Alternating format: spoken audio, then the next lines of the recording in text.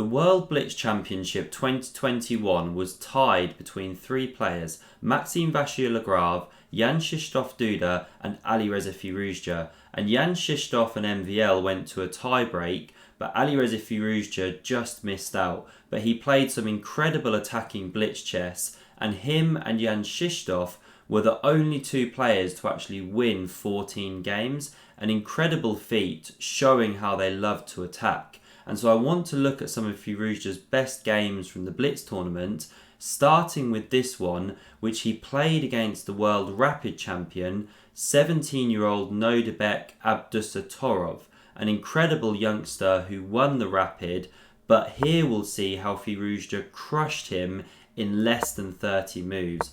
An awesome game, and I love this game just for its sheer simplicity. So Firouzja with whites here, he plays this Trompowsky, and we have quite a solid system now from Nodirbek, as we'll see. So he goes in for this fianchetto of the bishop now, putting it onto g7. And we just have both players adopting a very solid setup here, neither seeking a great advantage out of the opening, basically saying, let's play chess. So Firouzja puts the bishop on e2, not d3 here, because he doesn't want it to stare at these pawns, which are kind of blunting it.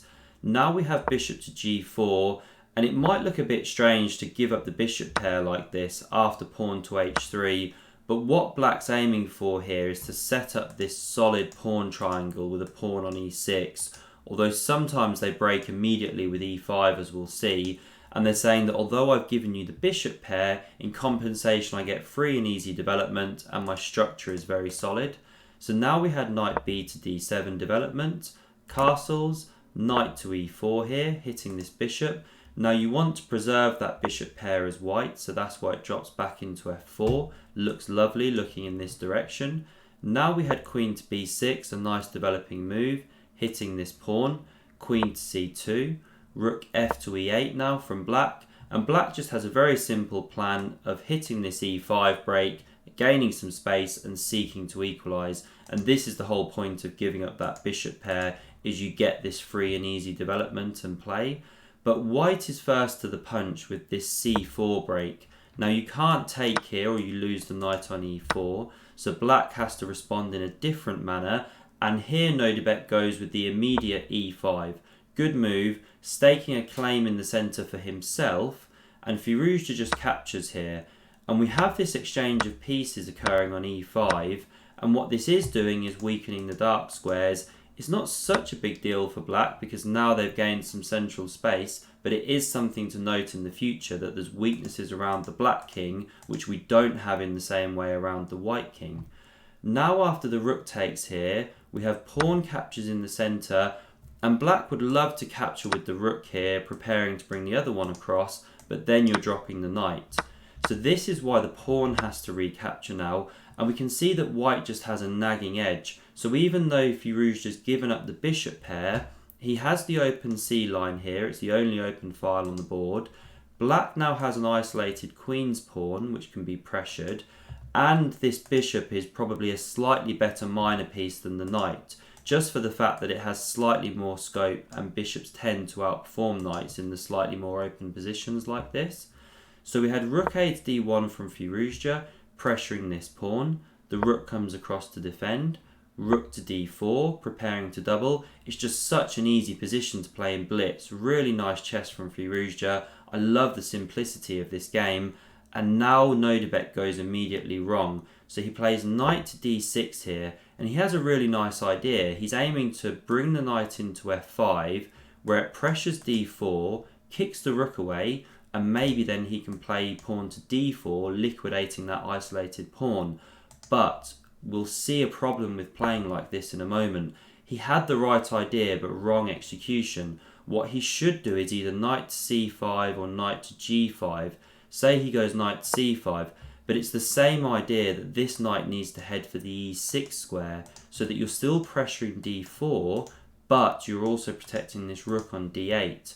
Because now if rook f to d1, doubling against the pawn, like we saw in the game, well now you can go knight to e6. And after the rook retreats here, you can actually push on with the pawn to d4 and liquidate that weakness, because you can't go bishop to g4 now as white, which is what Firouzja played in the game with great pressure against black's position, because here black can simply take.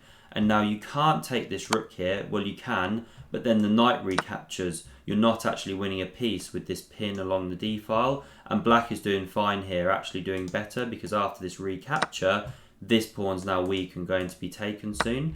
So coming back here, this was the way to play, putting the knight onto e6.